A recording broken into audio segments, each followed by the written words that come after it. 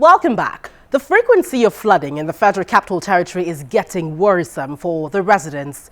Buildings have been demolished, lives have been lost, and now communities are being cut off. Well, this week, FCT in Focus examines why floods appear to have come to stay in the nation's capital. Take a listen.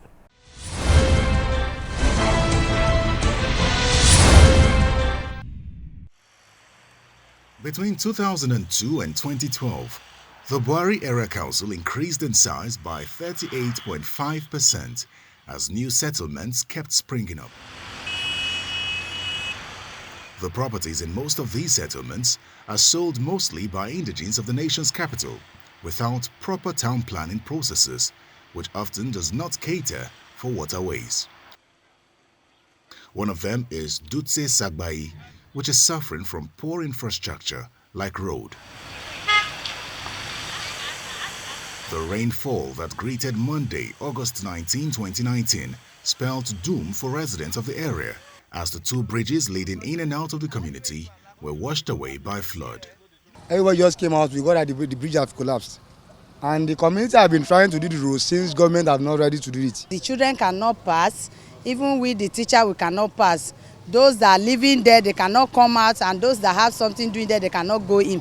So it's affecting everybody. We realized that there was just a two rims inside the bridge on the bridge. So we are trying to see how to divert the water from here, from there, so that the water will not be coming through the where it's not supposed to go. If you look at the two drainage on this road, we did it on our own. We do so many things to make sure that at least our people are safe. It's just because of, like I told you earlier, we have been maintaining this road, but it's just that this time around, the road is more than what we can talk about now. The only way out of the community now is by foot. We have to find out what we can do. If you find out we're not the one that constructed this bridge, this is not even a bridge, because what they reported was a bridge. It's a bus cover, it's a culvert. It's not even a sizable culvert, so we are not the one that built it from day one. So what we have done now is to see it, and you see with the rain, there's not much you can do, but we have to find out what can be done immediately. The sizing of the culvert is not adequate.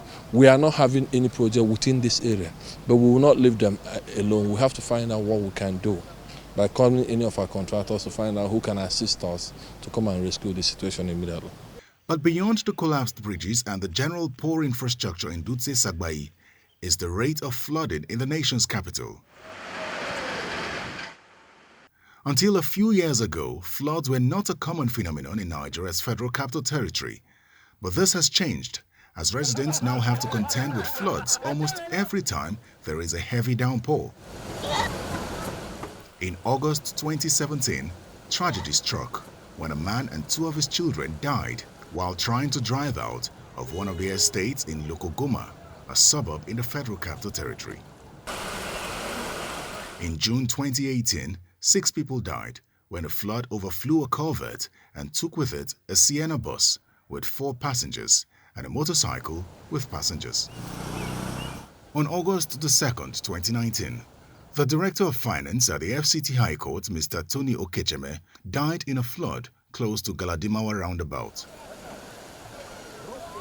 Aside from the flood in Dutse Sagbayi, Karo, Galadimawa and Lokogoma have been worse hit by floods recently. Why are floods occurring frequently in the Federal Capital Territory? There's a behavioral problem of the residents. A lot of them who have come in who do not understand that FCT is a planned city. They commit a lot of offenses, laws that cause challenges for the city managers. First of all, you find people who go and build where they shouldn't build. You find people who build on floodplains. You find people who put one construction or the other on flood areas or even gutter. You find some people who dump their refuse in gutter. And we have AEPB who have these challenges of always having to evacuate. But these buildings on drainages and flood paths do not appear overnight, and some have questioned why the FCT administration allows these infractions to persist. There are also questions as to the efficiency of the FCT administration in clearing drainages and manholes. If you go to most of all these buildings, the moment they start, We go there, we have district officers who go monitoring. And they mark it. You see some buildings, you have this red mark, stop work. And what do our people do? Rather than stop work and go to the development control office department, where they will now regularize everything, and the structure or whatever it is that they want to put up is approved. If it is in violation of the rules, they will adjust it for you. Most of our people will go buy white paint over the stop work mark.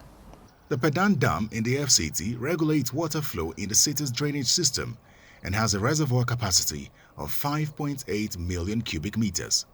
We had planned that we could have this situation in the FCT, and that's why a dam like this was constructed. Because Abuja also is upstream of the entire FCT, when we trap it here, we minimize the impact downstream.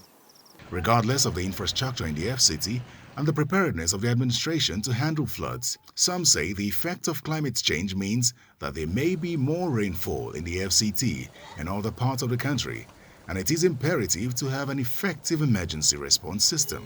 People are building more in allocated lands, so the free areas where the water used to flow without let and hindrance, they are now occupied by buildings. And people, when they build, they naturally raise the ground level so that what to drive the water away. So the water is finding its passages narrower and narrower. So when there's heavy flooding, it is inevitable that these things have to happen.